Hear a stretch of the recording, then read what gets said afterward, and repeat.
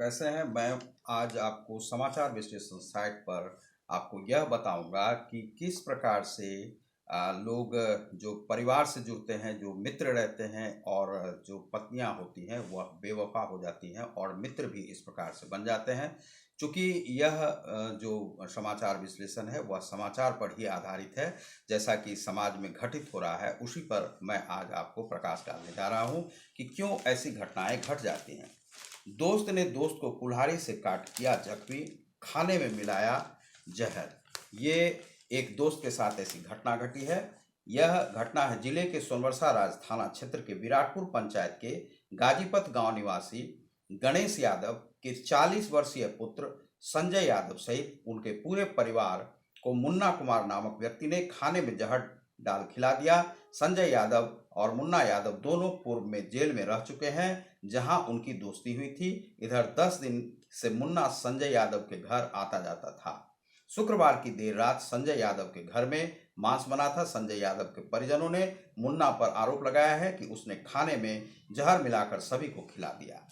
ये एक सूचना है और कुल्हाड़ी से उस पर जो है सो हमला भी कर दिया।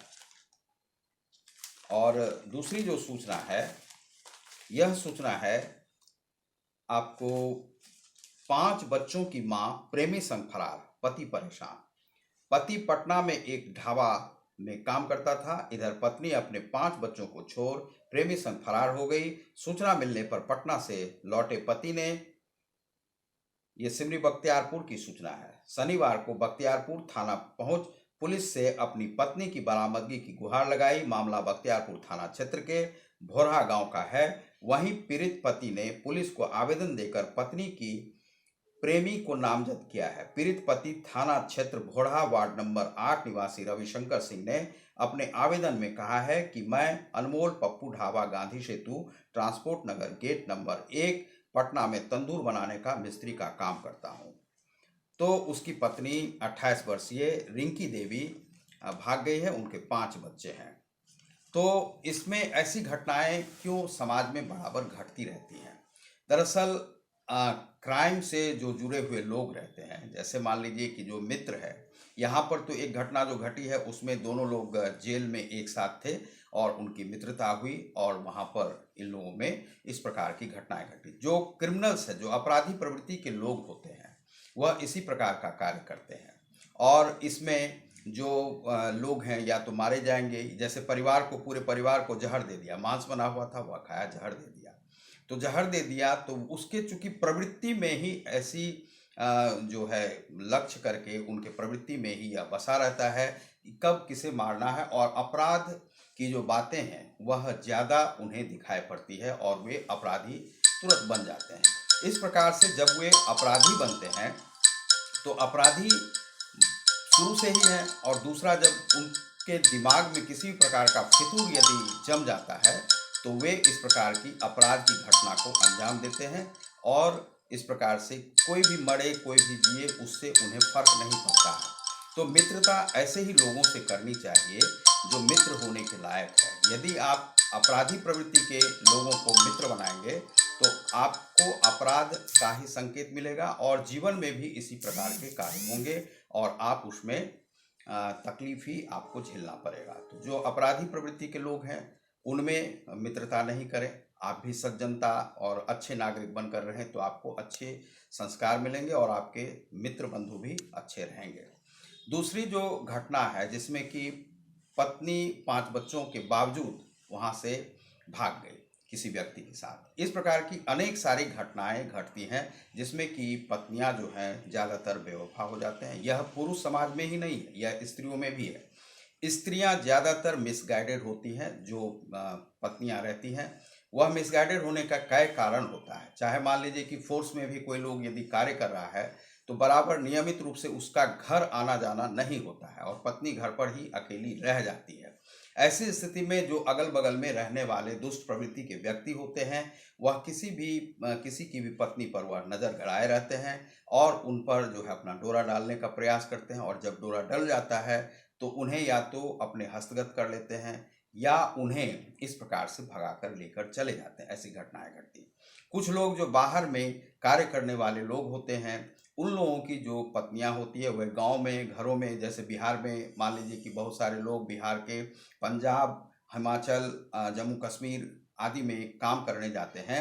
वे कुछ दिनों के लिए कार्य करने जाते हैं, फिर लौट कर आते हैं, लेकिन 6 माह, साल भर, 2 साल लग जाता है उन्हें।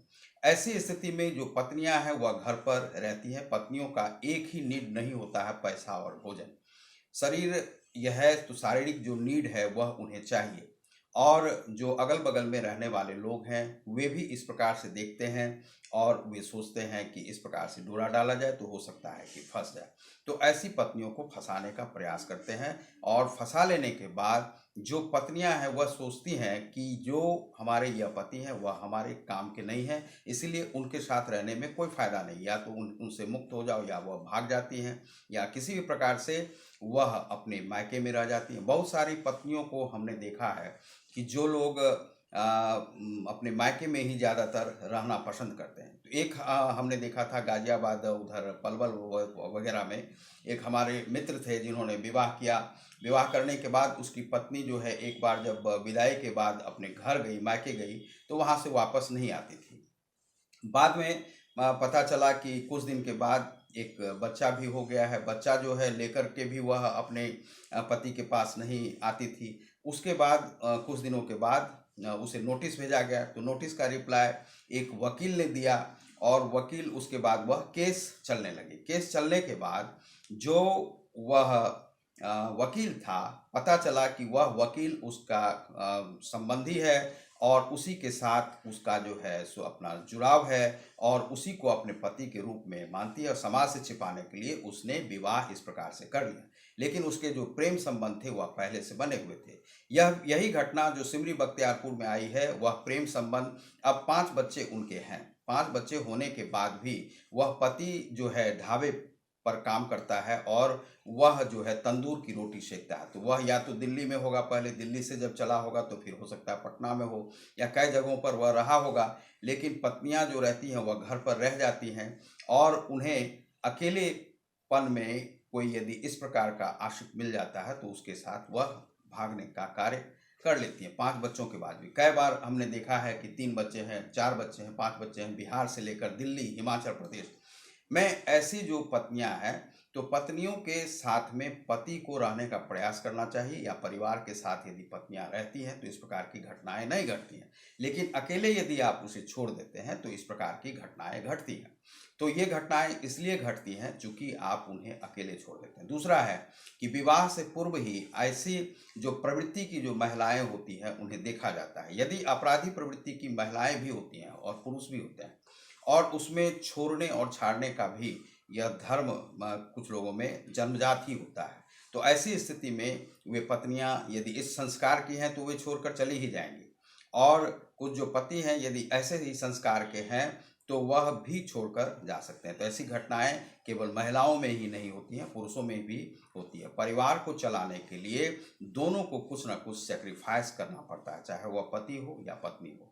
पत्नी को यदि मान लीजिए कुछ ऐसा, यदि पति कहीं फोर्स में काम कर रहा है तो उसे समझना चाहिए कि उसके पति फोर्स में है, देश की रक्षा में है। यदि पत्नी का जो कोई पति है वह बाहर रह रहा है तो उसे समझना चाहिए कि उसके पति बाहर क्यों हैं। लेकिन जो पत्नियां होती हैं वे यह समझ नहीं पाती हैं, और जो पति होते हैं वह भी नहीं समझ पाते हैं। पति सोचते हैं बाहर में है तो किसी न किसी स्त्री से अपना संपर्क और समर्थन जुटा लेते हैं और वे उनके साथ रह जाते हैं। लेकिन जो स्त्रियां हैं वह कहाँ जाएंगी। तो स्त्रियों में भी ऐसी घटनाएं घटती हैं। इसीलिए ऐसी घटनाएं घटती हैं कि वे स्त्रियां जब बहुत दिन अकेली रहती हैं तो उनका किसी न किसी से संपर्क होता है, और संपर्क होने के बाद वह घर को छोड़कर चली जाती हैं।